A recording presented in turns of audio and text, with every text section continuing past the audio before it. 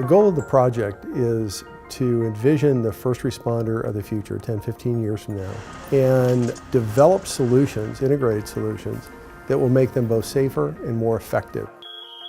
The challenges associated with development of new technologies for first responders are primarily understanding the foundational need and requirement. This all comes down to people. First responders are people and they're helping people. And the second we step away from that and start to think of it as a technology problem, you're losing touch with what it really is. So it was really important to apply a user-centered approach to this project. 8 passwords a day, on average. Who can remember that? No wonder why. We wanted to work with a firm like Continuum, a design innovation company, because we wanted to look at a different approach to getting to that future vision. What we're doing in the workshops phase is that's where we're really getting all of the input from our first responders.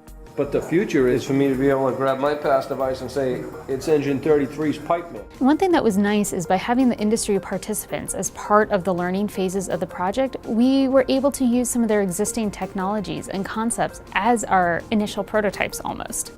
It gave the first responders something to react to and say, oh, I could really use that.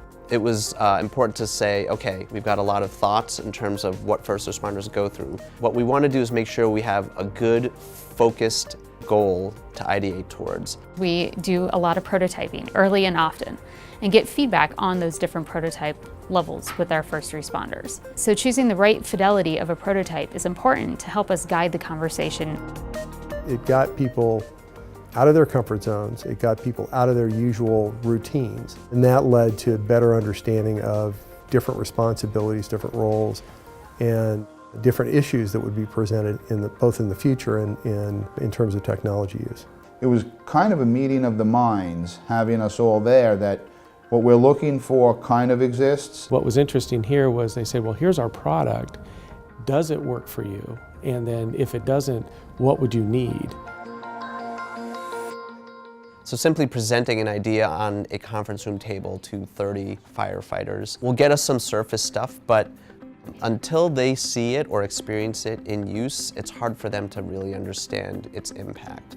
So you've built scenarios, you've built environments that they can step into and try these systems and provide really granular data or information on what's good, what's not good, and how it needs to be adjusted to make it optimal. I do like the base layer sensor shirt, even if it was just for tracking and accountability.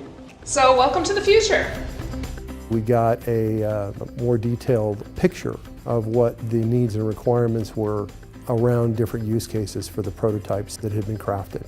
So it took us to places that we should have always gone, but never did. Wow, the future's almost here. It's exciting to work with innovative people and people who really understand technology and understand that that's the future of policing.